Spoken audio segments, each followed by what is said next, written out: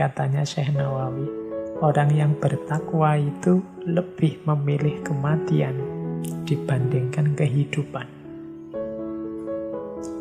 Istilah mati sebelum hidup atau mati di dalam hidup dan seterusnya ini kan sering kita dengar dalam ajaran-ajaran para sufi.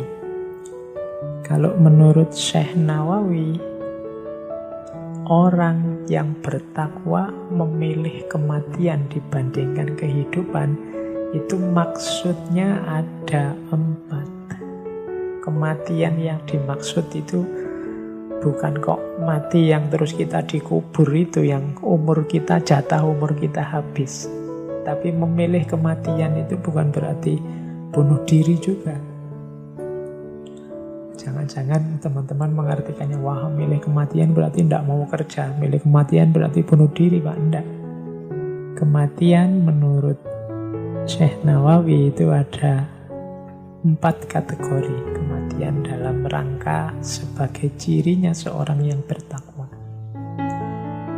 Yang ini pakai simbol-simbol warna. Ada mautun ahmar. Mautun ahmar itu kematian merah. Ada mautun abiyat. Mautun abiyat itu kematian yang putih. Ada mautun ahdor. Mautun ahdor itu kematian yang hijau. Ada mautun aswad. Mautun aswad itu kematian yang hitam. Mautun ahmar apa? Mautun ahmar itu pilihlah kematian dengan cara menentang nafsu. Kalau nafsu meminta ke atas, jalanlah ke bawah.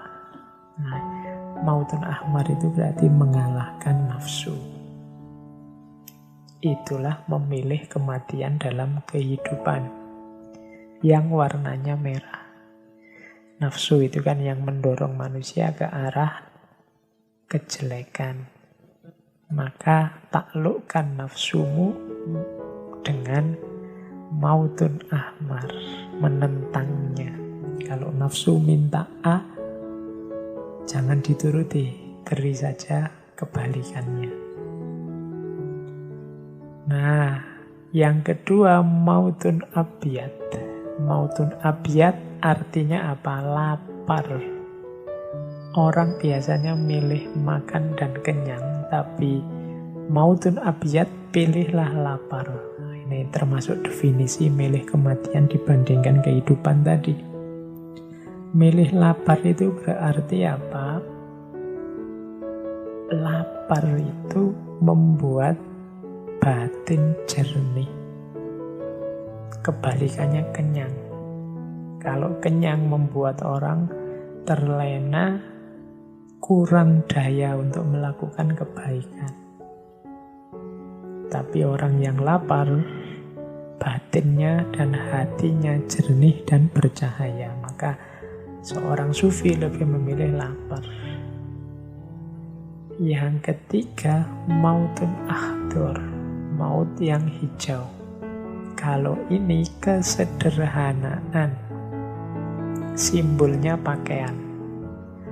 Jadi tidak bermewahan dalam berpakaian. Itu mautun ahdor. Tadi yang mautun abiyat lapar, kalau mautun ahdor ini sederhana. Dan yang terakhir mautun aswad. Mautun aswad itu tidak merasakan penderitaan yang datangnya dari makhluk karena dia hanya ingat Allah saja. Mautun aswad ini berarti apa? Hidup yang diwarnai oleh Allah saja. Dunia sudah tidak penting lagi, segala penderitaan, segala kesulitan yang itu duniawi tidak membuatnya gentar. Orang semacam ini tergolong orang yang bertakwa karena memilih kematian dibandingkan kehidupan. Memilih Allah dibandingkan dunia. Yang dia ingat hanya Allah saja. Segala penderitaan dunia tidak penting lagi. Ini seperti munajatnya Kanjeng Nabi setelah dikejar-kejar, dilempari batu berdarah-darah di Taif, yang kemudian Nabi bersabda, in lam takun wadiban alayya ya Allah fala ubali, asal engkau tidak marah padaku wahai Allah, aku tidak peduli. Jadi yang diingat hanya Allah saja. Nah, ini bagian ini bisa dilihat di Nasoihul Ibad. Di Nasoihul Ibad juga saya bawa ada tentang salah satu hadis Nabi yang mungkin bisa jadi pelajaran buat kita. Diriwayatkan dari Nabi SAW, sesungguhnya beliau bersabda, barang siapa yang pada waktu pagi hari memasuki waktu subuh dalam keadaan mengadu kepada manusia tentang kesulitan hidupnya, maka seakan-akan ia telah mengadukan Tuhannya. Sesungguhnya pengaduan selayaknya hanya kepada Allah, karena pengaduan kesulitan hidup kepada Allah termasuk doa. Adapun mengadu kepada manusia menunjukkan tidak adanya ridho dengan pembagian Allah. Ini sabda Nabi yang mengingatkan kita, satu-satunya tempat kita mengadu dalam hidup itu ya Allah. Kalau kita mengadu ke manusia, itu menunjukkan sebenarnya kita tidak ridho kepada ketetapan Allah. Beda dengan kalau kita mengadu pada Allah. Kalau kita mengadu pada Allah, itu sebenarnya mirip seperti kalau kita berdoa meminta sesuatu kepada Allah.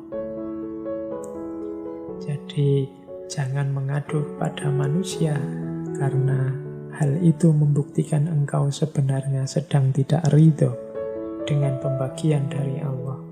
Mengadulah pada Allah karena itu menunjukkan engkau sedang berdoa kepadanya. Ini nasihat dari Nasoih.